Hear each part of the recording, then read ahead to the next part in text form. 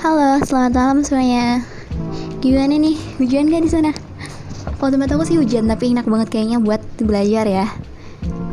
Gak usah lama-lama, kita langsung ke materinya aja ya. Kita akan belajar sosiologi. Sebenarnya ini cuma backupan aku buat aku belajar sendiri, tapi kalau kalian mau dengerin ya it's okay, boleh. Yang kalian sebelumnya lihat ke catatan aku yang udah aku share aja ya di tweet sebelumnya. Dan sekarang kita mulai ke paket 9 simulasi PAS sosiologi. Nah, dari nomor pertama, berikut ini adalah hakikat sosiologi sebagai ilmu sosiologi. Yang mana ya? Yang mana? Coba kita dari yang A. Sosiologi membatasi diri pada apa yang terjadi. Benar nggak? Kita lewati dulu ya. Yang B. Sosiologi mempelajari apa yang seharusnya terjadi. Oke, nanti. C. Sosiologi termasuk ilmu pengetahuan terapan. Iya, benar nggak sosiologi terapan? Lawan katanya terapan itu adalah murni. Nah, kalau terapan itu contohnya tuh kayak yang dikembangkan untuk diterapkan pada masyarakat. Nah, kalau murni contohnya ekonomi nih. Ekonomi itu ilmu murninya. Nah, terapannya ada akuntansi dan lain-lain kayak gitu ya. Nah, ilmu murni itu apa aja sih? Contohnya kayak filsafat, fisika, astronomi, sosiologi kayak gitu. Berarti sosiologi itu bukan termasuk ilmu terapan. Terus yang D, dalam perkembangan sosiologi menjadi ilmu pengetahuan teknik. Kalau lawannya teknik apa? Sosial. Jadi bukan dong ya.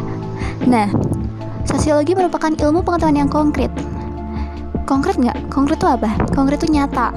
Lawannya konkret, abstrak. Nah, kalau kita pikir-pikir sendiri ya, sosiologi itu abstrak apa konkret? Kalau misalnya sosiologi itu kan tentang pola hidup masyarakat gitu ya. Apakah itu nyata? Maksudnya nyata, apakah itu kayak ilmu pasti kayak gitu? Pasti dia kalau kayak gini, enggak kan?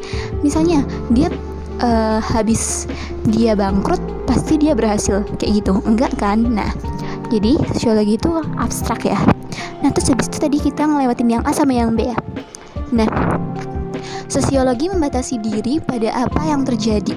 Sosiologi mempelajari apa yang seharusnya terjadi. Gimana nih? Jadi contoh ya, di sosiologi itu ada yang namanya kemiskinan. Nah, kemiskinan itu kira-kira kita membatasi diri dari apa yang terjadi atau mempelajari apa yang seharusnya terjadi. Kemiskinan tuh seharusnya terjadi nggak sih? Enggak kan? Nah, kita jadi harus membatasi diri dari apa yang terjadi. Yang A jawabannya karena apa?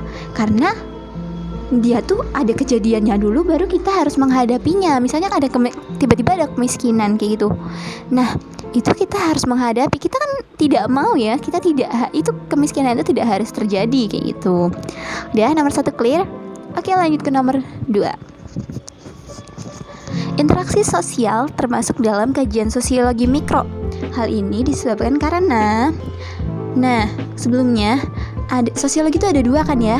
Ada yang namanya mikro dan ada yang namanya makro.